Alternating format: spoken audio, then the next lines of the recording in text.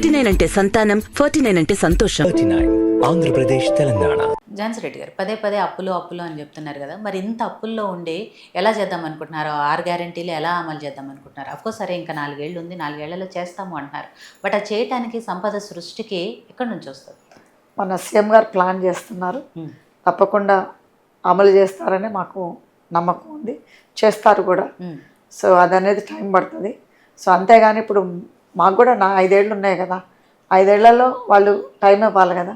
So సంవత్సరంన్నరలోనే అన్నీ అమలు చేయలేదని అంటే చేస్తాము, ఒకరికొకటి చేస్తూనే ఉన్నారు కదా. సో ఇంత షార్ట్ టైంలో వాళ్ళెన్ని పథకాలు అన్నారు, వాళ్ళెన్ని పథకాలు అమలు చేస్తారనేది అది కంపేర్ చేసుకోవాలి. కానీ 10 ఏళ్ల ప్రభుత్వానికి సంవత్సరంన్నర ప్రభుత్వానికి కంపేర్ చేయదు. అంటే సీఎం గారు ప్లాన్ చేస్తున్నారు అంటే సీఎం గారు ఏం ప్లాన్ చేస్తున్నారు? భూములు అమ్మటమా? ఇప్పుడు హెచ్సియు భూముల గురించి ఏదైతే ఇష్యూ నడుస్తుందో అది తెలియదండి, అందరు సీఎం గారికే తెలుసు. ఎందుకంటే సీఎం గారు మంత్రులు వాళ్ళకి ఆల్రెడీ క్యాబినెట్ మీటింగ్స్ అవుతున్నాయి.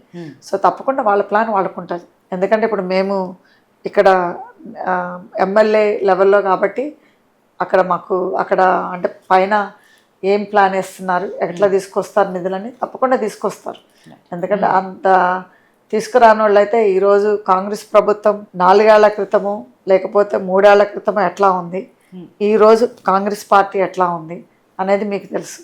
ఇప్పుడు సీఎం గారు కానీ మా మంత్రులు గారు కానీ అంత గట్టిగా లేకపోతే ఈరోజు కాంగ్రెస్ పార్టీ గెలిచేది కాదు, కాంగ్రెస్ పార్టీకి మన సీఎం గారు మన కాంగ్రెస్ తరఫున అయ్యేవాళ్ళు కాదు. మొన్న అసెంబ్లీలో మాట్లాడారు కదా యశస్విని గారు, మీకు ఏమనిపించింది? అంటే కోడలుగా టీవీలో లైవ్లో ఆవిడ అలా మాట్లాడుతున్నప్పుడు ఏమనిపించింది? చాలా బాగా అనిపించింది, వెరీ ప్రౌడ్ మూమెంట్.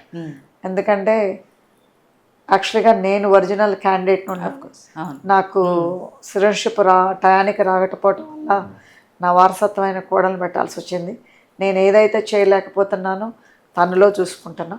సో తను తప్పకుండా అట్లా మాట్లాడటం అంత చిన్న యంగ్ ఏజ్కి అంటే అక్కడ మాట్లాడినప్పుడు ఏమనిపించింది అంటే వెరీ ఎక్స్పీరియన్స్ ఎమ్మెల్యే మాట్లాడినట్టు అనిపించింది. Plus she very concern Palakurthi నియోజకవర్గం గురించి. ఇన్నేళ్ల నుంచి ఒక ఎమ్మెల్యే గారు మాట్లాడింది లేదు అక్కడ. సో తను ఎమ్మెల్యేగా ఉండి ఇక్కడ సమస్యలు అక్కడ పరిష్కరించటము, ఇక్కడ సమస్యలను అక్కడ అడగటము చాలా హ్యాపీగా ఉంది. నాట్ ఓన్లీ నాకే కాదు, అత్తగా అంటే నాకు అనుకోవచ్చు, మా నియోజక ప్రజలందరికీ కూడా చాలా హ్యాపీగా ఫీల్ అయ్యారు. ఇక్కడ చాలామంది కూడా నాకు పంపించేవాళ్ళు వీడియో తను మాట్లాడింది. తను యాక్చువల్గా లాస్ట్ అసెంబ్లీలో తనకి 4 సార్లు అవకాశం ఇచ్చారు. సో 4 సార్లు కూడా 4 డిఫరెంట్ టాపిక్స్ మీద మాట్లాడింది, సమస్యల మీద.